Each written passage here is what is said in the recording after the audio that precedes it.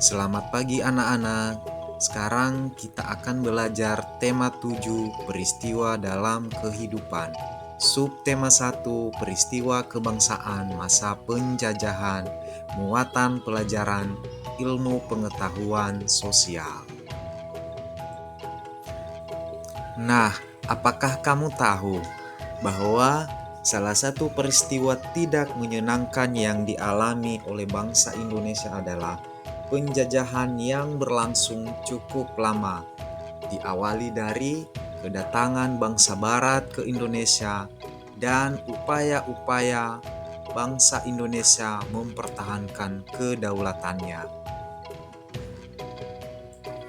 Nah, sekarang kita awali proses kedatangan bangsa Barat ke Indonesia. Nah, mulai abad ke-15, bangsa Eropa berusaha melakukan penjajahan samudra. Bangsa Eropa yang pernah menjelajah dan menjajah Indonesia adalah bangsa Portugis pada tahun 1511. Kapal Portugis mendarat di Maluku, disusul oleh bangsa Spanyol yang mendarat di Tidore pada tahun 1521 dan kemudian diikuti dengan mendaratnya kapal Belanda dan Inggris. Kapal-kapal Belanda pertama kali mendarat di pelabuhan Banten pada tahun 1596. Nah, sekarang kita belajar faktor-faktor pendorong bangsa Barat melakukan penjelajahan samudra. Nah, yang pertama adalah goal, di mana adanya keinginan mencari kekayaan. Kemudian yang kedua adalah glory, di mana adanya keinginan mencari kejayaan. Kemudian yang ketiga adalah gospel, yaitu mereka juga punya keinginan menyebarkan agama. Dan yang paling terakhir adalah perkembangan ilmu pengetahuan dan teknologi. Nah, pada saat itu juga bangsa Indonesia tidak tinggal diam dengan apa yang telah dilakukan oleh bangsa Barat. Mereka juga memiliki upaya untuk mempertahankan kedaulatannya. Nah, upaya-upaya bangsa Indonesia mempertahankan kedaulatannya. Kita awali dengan perjuangan rakyat Maluku. Tahun 1533, Sultan Ternate menyerukan perlawanan untuk mengusir bangsa Portugis yang berkhianat kepada kerajaan Ternate dengan memonopoli rempah-rempah. Kemudian perlawanan kedua terjadi pada tahun 1570. Perlawanan tersebut dipimpin oleh Sultan Ba'abullah disebabkan oleh tewasnya Sultan Khairun.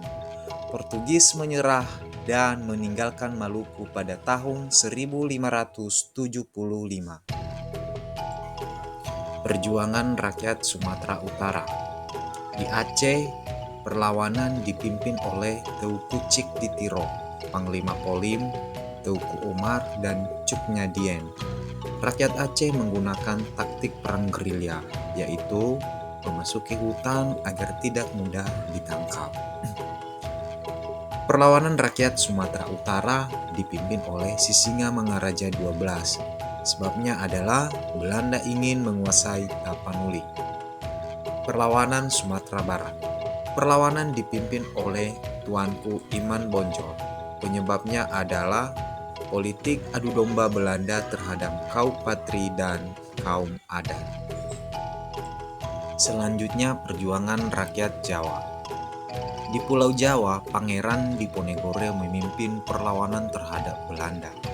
Perang terjadi karena Belanda memasang patok jalan di atas tanah makam leluhur Pangeran Diponegoro tanpa izin.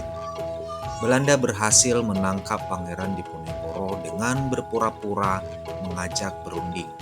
Saat berunding, Pangeran Diponegoro ditangkap dan diasingkan ke Manado pada tahun 1830.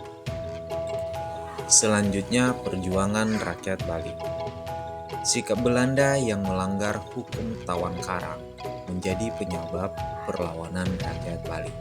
Perlawanan dipimpin oleh Gusti Ketut Jelantik di sekitar Benteng Jagaraga, sehingga disebut Perang Puputan Jagaraga antara tahun 1846 sampai dengan 1849. Perlawanan berakhir ketika Belanda dapat menguasai Benteng Jagaraga. Yang terakhir, perjuangan rakyat Kalimantan Selatan. Pangeran Antasari memimpin perlawanan rakyat Kalimantan Selatan. Penyebab perlawanan adalah sikap Belanda yang berusaha menguasai Kerajaan Banjar. Belanda juga memonopoli perdagangan dan mencampuri urusan kerajaan. Demikianlah materi yang Bapak sampaikan pada kesempatan ini tentang peristiwa serta faktor-faktor penyebab penjajahan bangsa Indonesia dan upaya bangsa Indonesia dalam mempertahankan kedaulatannya. Semoga bermanfaat. Terima kasih dan sampai jumpa di pertemuan berikutnya. Ya Aho.